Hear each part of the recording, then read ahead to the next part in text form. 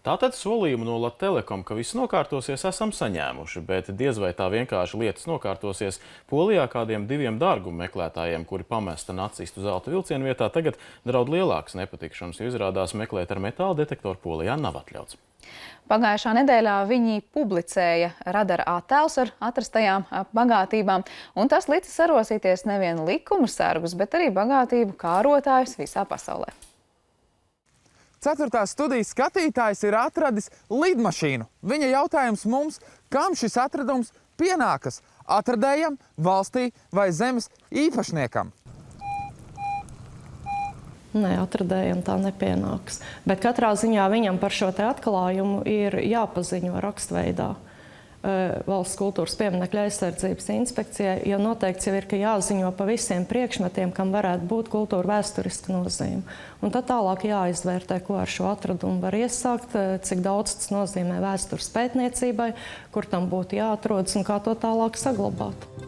Ja šim atradumam nav kultūra vēsturisks nozīmes, tad lidmašīna pienāks nevis atradējam, bet zemes īpašniekam. Bet ko tad, ja atradums tiek atzīts par ļoti īpašu un vērtīgu, kā piemēram Polijā nesen atrastais 2. pasaules kara laika zelta vilciens?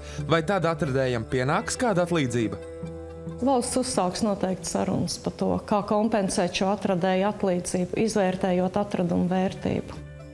Latvijā nav noteikta konkrēta atlīdzības summa vai procenti no atraduma vērtības, un nav arī garantēts, ka šī atlīdzība vispār tiks piešķirta. Bet neskatoties uz to, dārgumu meklētāju netrūkst, un visbiežāk talkā tiek ņemts metāla detektors. Romāns ir viens no daudzajiem, kurš meklē vērtslietas un senlietas. Kā ir, kaut ko atradāt? Jā, pirmais grēdzens šajā ezerā. It kā nav zelts.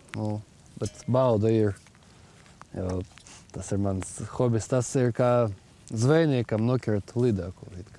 Tu baudi dabu un tu arī tur rākšņēs, vēsturi skaties un arī kaut ko atradu. Es atradu Parīzes zelta grēdzenus un Auskarus un tā arī kaut ko nopelnīju arī.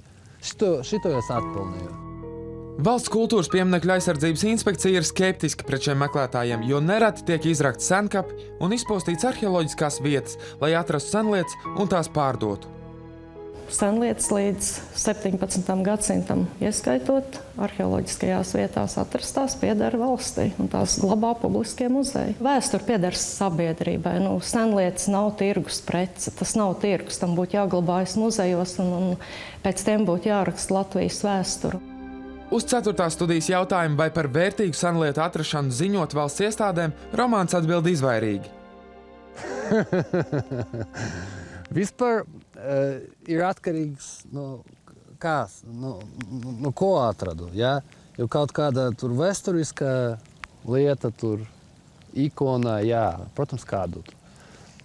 Par zeltu es vēl padomāju. Es, protams, neiešu pie pilsdrupums tur kaut kur rakt un kapos. Man tur karma neļauj to darīt.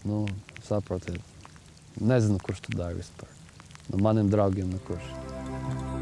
Skaidrs, meklēt senlietas vai vērtslietas var tikai ar zemes īpašnieka atļauju, taču izrādās, ka viena no iecienītākajām meklētāju vietām ir Jūrmālas pludmales sezonas beigās.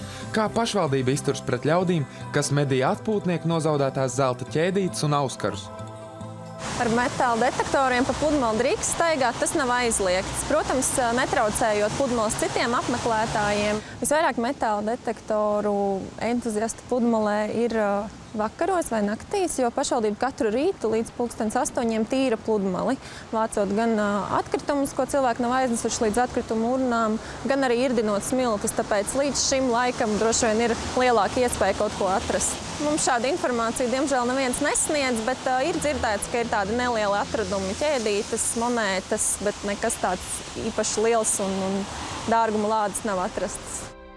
Jūrmālas doma uzsver, ka pludmalē ir aizliegts rakt lielas bedres, taču tas, cik liela izrakumi ir pieļaujami, likumā nav noteikts. Tāpat arī par īpaši vērtīgiem atradumiem domai nav ziņu. Iespējams, veiksminieki negrib kļūt tik slaveni kā zelta vilciena atradēji.